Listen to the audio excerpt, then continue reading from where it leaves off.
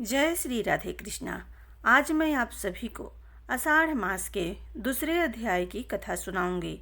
पहले अध्याय की कथा में आप सभी ने सुना कि राजा त्रिशंकु जो सशरीर स्वर्ग लोक में जाना चाहते हैं, गुरु वशिष्ठ और उनके 100 पुत्रों के द्वारा मना कर दिए जाने पर कि ऐसा कोई यज्ञ नहीं है जिससे मनुष्य सशरीर स्वर्ग में जा सके।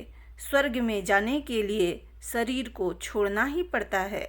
ऐसा समझाने पर आचार्य पद से राजा त्रिशंकु उनका त्याग कर देते हैं और गुरु वशिष्ठ के पुत्रों द्वारा श्राप दिए जाने पर चंडालत्व को प्राप्त हो जाते हैं। इसके बाद अपने पुत्र हरिश्चंद्र को राज्य का भार सौंपकर चंडालत्व से मुक्ति और स्वर्ग जाने की इच्छा लिए विश्वामित्र मुनि के पास पहुँचते हैं। उधर विश्वामित्र जी मार्कंडे मुनि के कहने पर राजा त्रिशंकु को हाटकेश्वर महादेव जी का दर्शन कराते हैं, जिससे त्रिशंकु को चंडालत्व से मुक्ति मिल जाती है। क्या मुनि विश्वामित्र राजा त्रिशंकु को सशरीर स्वर्ग में भेज पाते हैं?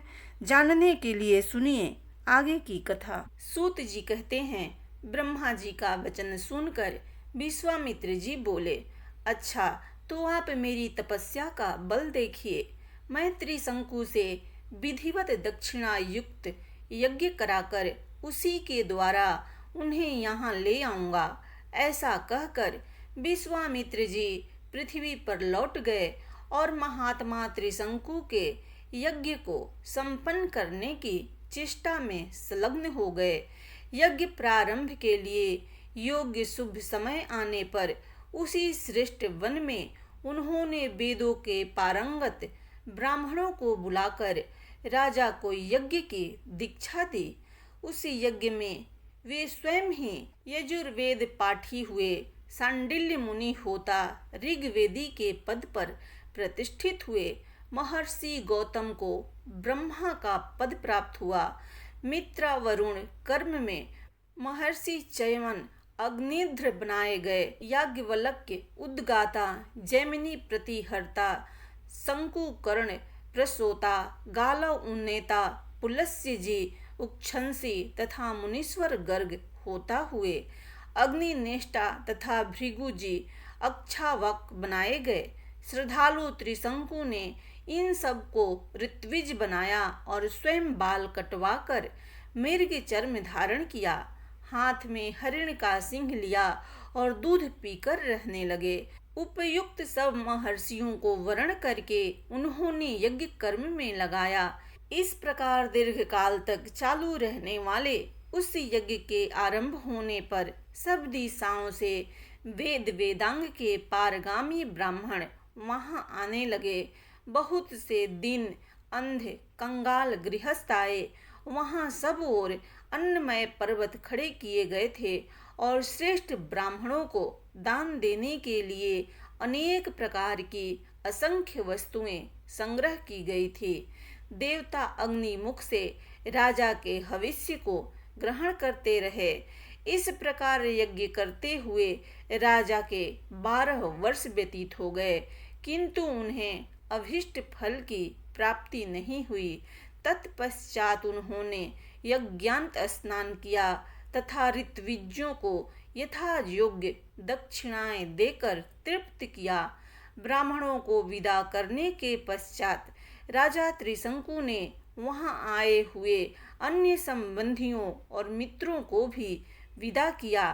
तदंतर वे विश्वामित्र जी से बोले, ब्राह्मण, आपके प्रसाद से मुझे दुर्लभ फल की प्राप्ति हुई। चंडलता भी नष्ट हो गई, परंतु इसी शरीर से स्वर्ग लोक नहीं मिला। केवल यही एक दुख मेरे हृदय में कांटे की तरह चुभ रहा है।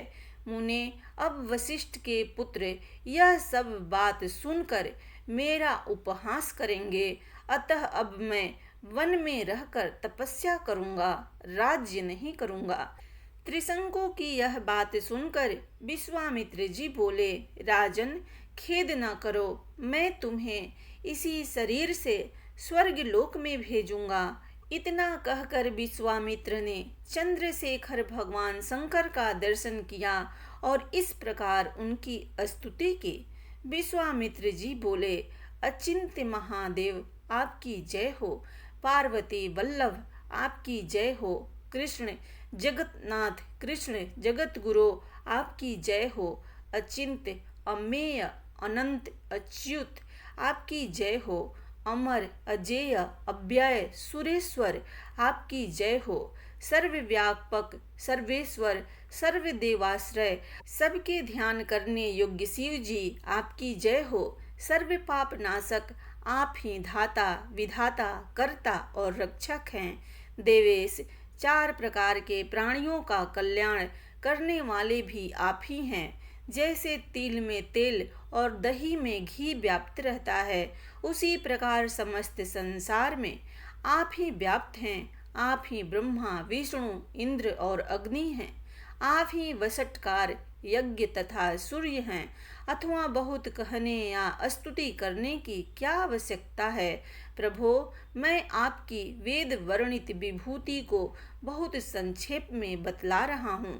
भगवान, तीनों लोकों में चर और अचर जो कुछ दिखाई देता है, सब में आप व्याप्त हैं। ठीक उसी तरह जैसे काष्ठ में अग्नि व्याप्त रहती है। श्री भगवान बोले, मुने, मैं तुम पर बहुत प्रसन्न हूँ, तुम कोई वर मांगो। विश्वामित्र जी ने कहा, महेश्वर, आपकी कृपा से मुझ में संसार की सृष्टि करने का सामर्थ्य हो जाए।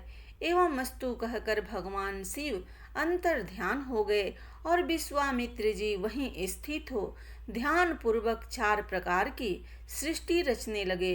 इस प्रकार जल में प्रवेश करके सृष्टि चिंतन करने वाले विश्वामित्र ने जिन जिन वस्तुओं की सृष्टि की, वे सब आज भी दृष्टि गोचर होती है।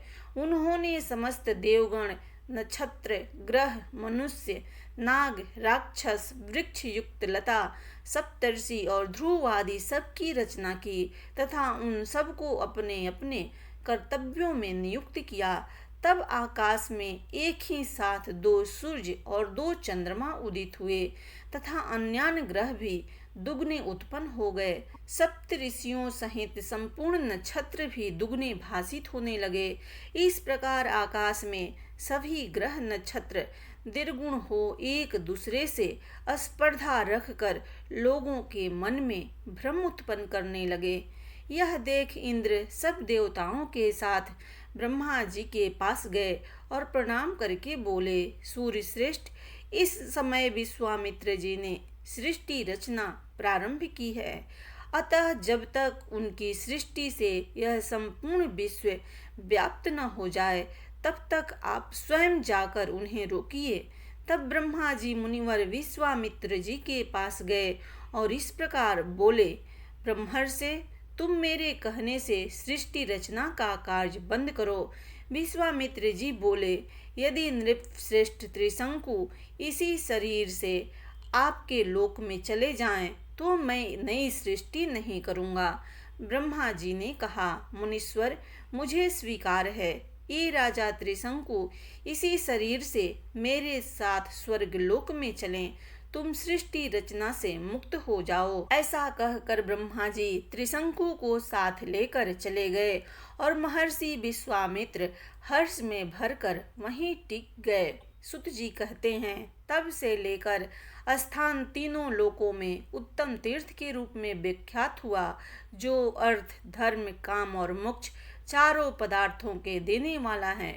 जो मनुष्य श्रद्धा युक्त चित्त से वहां रहकर मृत्यु को प्राप्त होता है, वह पापाचारी हो तो भी मोक्ष को प्राप्त होता है। कीट, पक्षी, पतंग, पशु और मृग आदि जितने जंतु हैं, वे भी वहां मरने पर निश्चय ही भगवान शिव के लोक में जाते हैं।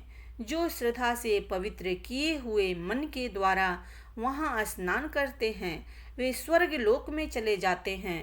तदंतर विश्वामित्र मुनि ने उस तीर्थ का उत्तम महात्म्य देखकर कुरुक्षेत्र छोड़कर वहीं निवास किया तथा अन्यान्य शांत स्वभाव वाले मुनि भी दूसरे तीर्थों को त्याग कर बहुत दूर दूर से वहां आ गए और वहीं आश्रम बनाकर रहने लगे। इस प्रकार उस तीर्थ के प्रभाव से सब मनुष्य स्वर्ग जाने लगे। तब कोई भी न यज्ञ करता था, न व्रत, न दान देता और न दूसरे किसी तीर्थ का सेवन ही करता था। केवल उसी तीर्थ में एकाग्रचित होकर लोग स्नान करते और उत्तम विमान पर चढ़कर स्वर्ग लोक में चले जाते थे। उस समय स्वर्गलोक मनुष्यों से भर गया। श्रेष्ठ देवताओं से स्पर्धा करने वाले मनुष्यों द्वारा स्वर्ग को भरपूर हुआ देख संवर्तक के वायु ने इंद्र की आज्ञा पाकर पृथ्वी तल पर स्थित उस हाटकेश्वर क्षेत्र को चारों ओर से धूल से आच्छादित कर दिया। इस प्रकार वह तीर्थ भूमि केवल स्थल मात्र रह गई। इसके बाद सर्वत्र यज्ञ आदि सत्कर्म होने लगे। तदंतर पाताल से नागलोक बिल के मार्ग से मृत्युलोक में आए।